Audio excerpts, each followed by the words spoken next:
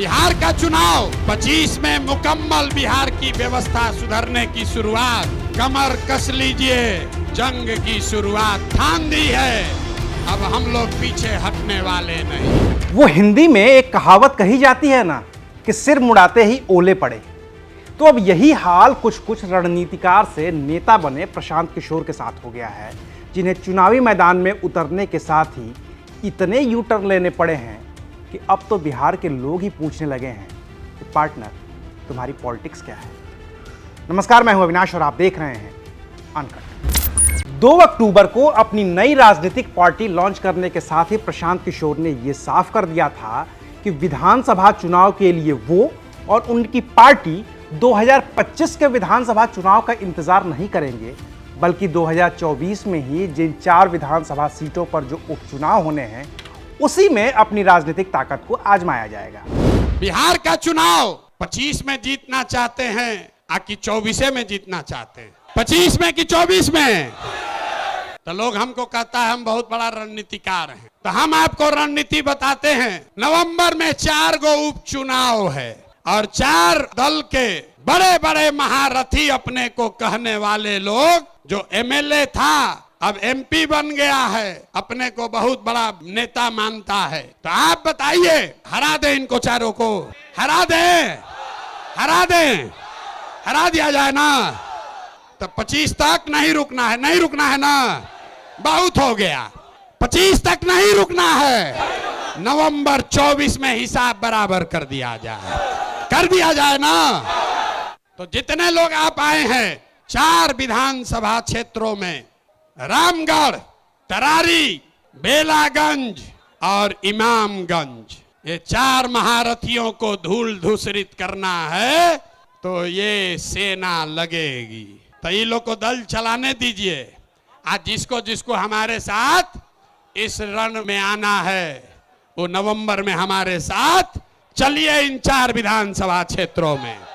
24 नवंबर में बिहार सेटल, 25 में मुकम्मल बिहार की व्यवस्था सुधरने की शुरुआत, कमर कस लीजिए, जंग की शुरुआत ठान दी है, अब हम लोग पीछे हटने वाले नहीं। इसके बाद प्रशांत किशोर ने बिहार की 4 विधानसभा सीटों तरारी, रामगढ़, बेलागंज और इमामगंज के लिए अपने या कहिए कि जनसुराज के प्रत्याशियों का ऐलान कर दिया। लेकिन 4 में से 2 सीटों पर प्रशांत किशोर को अपने उम्मीदवारों में बदलाव करना पड़ा। पहली सीट है कैमूर की तरारी, जहां पहले लेफ्टिनेंट जनरल एसके सिंह को प्रशांत किशोर ने उम्मीदवार बनाया था। उनकी उम्मीदवारी का ऐलान करते हुए प्रशांत किशोर यानी कि पीके बेहद जोश में थे और बता रहे थे कि lieutenant general SK Singh retired की पढ़ाई लिखाई क्या है और कैसे वो सेना के उप थल सेना प्रमुख रहे हैं, जो चुनाव जीतने के बाद तरारी की किस्मत ही बदल देंगे। जनसुराज में हमारे पहले स्लोगन में ये लिखा हुआ है, सही लोग। और 2-2.5 साल के इस अभियान में हमने गांव-गांव में घूमकर कहा है कि जनसुराज सिर्फ मजबूत लोगों को नहीं ढूंढ रहा है, सही लोगों को ढूंढ रहा है। अगर सही आदमी होगा, उसके पीछे व्यवस्था साधन लगाकर जनता के आशीर्वाद से उसको मजबूत बनाया जा सकता है। लेकिन मजबूत आदमी को अगर हम लोग जिता देंगे तो उसको सही बनाने की कोई गारंटी नहीं है। इसलिए जो 3 उम्मीदवार अभी तक घोषित हुए, lieutenant general SK Singh Tarari से, डॉक्टर जितेंद्र पासवान इमामगंज से और प्रोफेसर खिलाफत साहब बेलागंज गया से, आप देख रहे हैं इनका क्वालिफिकेशन क्या है, समाज के प्रति इनकी प्रतिबद्धता क्या है। इनके चयन में जाति आधार नहीं है, इनके चयन में सिर्फ और सिर्फ इनकी काबिलियत और समाज के प्रति इनका नजरिया, समाज के प्रति काम करने का इनका जो जज्बा है, सिर्फ और सिर्फ यही आधार है। और हम लोगों का जनसुराज परिवार से जुड़े सभी साथियों का ये मानना है कि बिहार की जनता एक एक करके ही सही सारे विधानसभा से कूड़ा करकट को उठाकर फेंकेगी और अच्छे लोगों को चुनकर लाएगी, ताकि बिहार में एक स्वच्छ और अच्छी राजनीति की शुरुआत हो सके, बिहार में शिक्षा और पलायन के मुद्दे को सुलझाया जा सके। लेकिन lieutenant general SK Singh retired का नाम बिहार के वोटर लिस्ट में था ही नहीं। लिहाजा चुनाव आयोग के नियम के मुताबिक वो विधानसभा में प्रत्याशी नहीं बन पाए और उनकी जगह अब किरण देवी चुनाव लड़ रही हैं। बाकी बेलागंज सीट के साथ भी यही हुआ। बेलागंज से प्रशांत किशोर ने पहले मोहम्मद अमजद को उम्मीदवार बनाया था, लेकिन उन्होंने अपने पास पैसे की कमी का हवाला देते हुए चुनाव लड़ने से इनकार कर दिया। तो फिर प्रशांत किशोर को अपना उम्मीदवार बदलना पड़ा।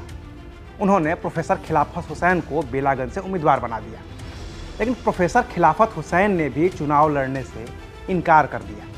तो पीके को फिर से उम्मीदवार बदलना पड़ा और अब जनसुराज की ओर से वही पुराने मोहम्मद अमजद ने बेलागंज से अपना नामांकन दाखिल किया है।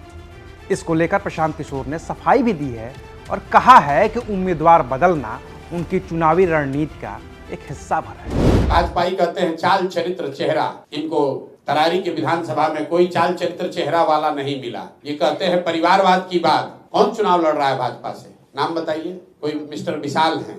कौन है विशाल? किसी बाहुबली के लड़के हैं। कहानी खत्म। चाल चरित्र चेहरा परिवारवाद पर सारे दावे खोखले हो गए। राजद को देखिए, रामगढ़ से कौन चुनाव लड़ रहा है? जगतानंद के लड़के लड़ रहे हैं। बेलागंज से कौन लड़ रहा है? सुरेंद्र यादव के लड़के लड़ रहे हैं। इमामगंज से कौन लड़ रहा है? मांझी जी की बहू लड़ रही है। यहाँ तो सबका बेटा और बहू ही लड़ रहे हैं, किसी को नया आदमी नहीं मिला है। यही फर्क है भाजपा में, जदयू राजद में और प्रशांत किशोर जनसुराज में। जनसुराज ने जो वादा किया है कि हम आपके क्षेत्र के किसी न किसी काबिल व्यक्ति को चुनाव लड़ाएंगे, उसके पास पैसा कितना है, उसके पास बाहुबल कितना है, उसके पास संगठन कितना है, उसकी जाति की संख्या कितनी है, इसका कोई महत्व नहीं है।